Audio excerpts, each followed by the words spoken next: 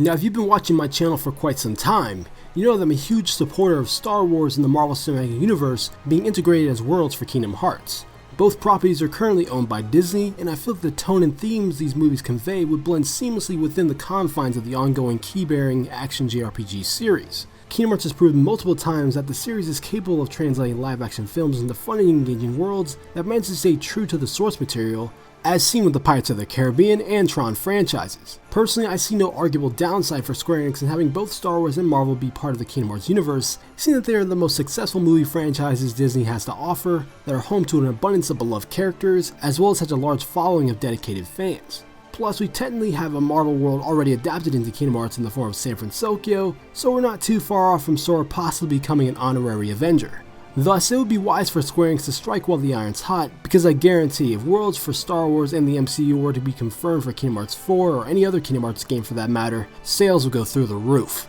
With that being said, based off the current gaming landscape, it's looking like the MCU has a better chance of being part of Kingdom Hearts thanks to Square and Marvel's recent partnership in developing the Marvel's Avengers game set to release in September of 2020, as well as Marvel overall being more charitable with their characters when collaborating with various game developers, compared to Lucasfilm, who has licensed the Star Wars brand under one gaming publisher for the last 7 years, with that gaming publisher being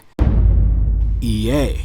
If you didn't know, back in 2013, EA and Disney signed an exclusive 10-year deal for the rights to develop Star Wars games, which meant various developers under the EA umbrella such as Visceral Games, RIP, DICE, and BioWare were able to develop Star Wars projects aimed at quote-unquote core gamers, while Disney retained the rights to make casual and social games within the Star Wars universe on mobile devices and websites, like the VR game Vader Immortal.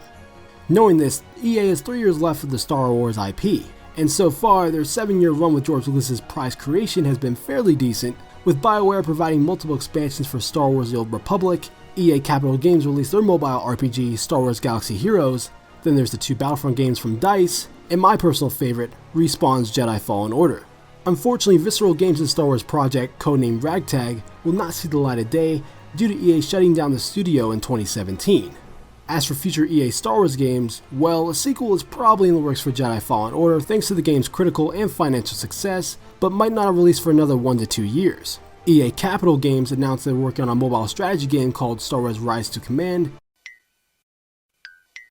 In addition, EA Motive has a Star Wars project in the works codenamed Maverick, which is probably going to be a starfighter game of some sort, but we'll just have to wait and see. And as for a potential Battlefront 3 from DICE, that is yet to be determined. Now, when relating the situation back to Kingdom Hearts, it's unclear whether or not a deal like this between Disney and EA would nullify the possibility of seeing a Keyblade clash with a lightsaber. And no, Xemnas using his Eternal Blades against the Guardians of Light doesn't count, because there are still few non-EA console games that have released beyond 2013 that have used and are still using the Star Wars IP for their games, those games being LEGO Star Wars, Disney Infinity, RIP, and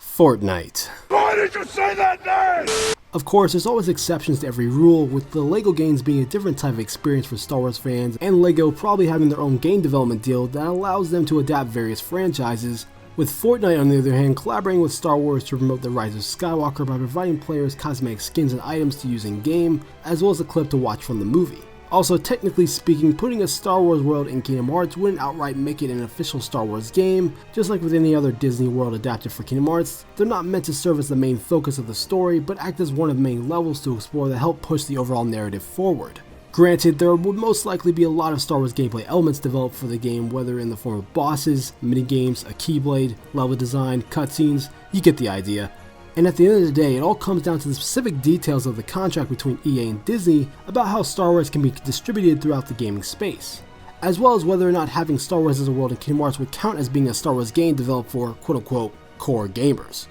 But if EA and Disney don't decide to renew their exclusive deal when it comes to developing Star Wars games beyond 2023, then this just ends up being one less hurdle for Square Enix to overcome if they truly are interested in having Kingdom Hearts be one with the Force. So I'm just in the comments down below, do you believe that the exclusive Star Wars deal between EA and Disney would hinder the possibility of Star Wars being a world in Kingdom Hearts? Or would the potential collaboration between Square Enix and Lucasfilm be not much of an issue? If you guys enjoyed this video, make sure to hit that like button, it really helps me out. Subscribe for more content from me on Kingdom Hearts and other games in general. I'm DMLX, I'll see you in the future.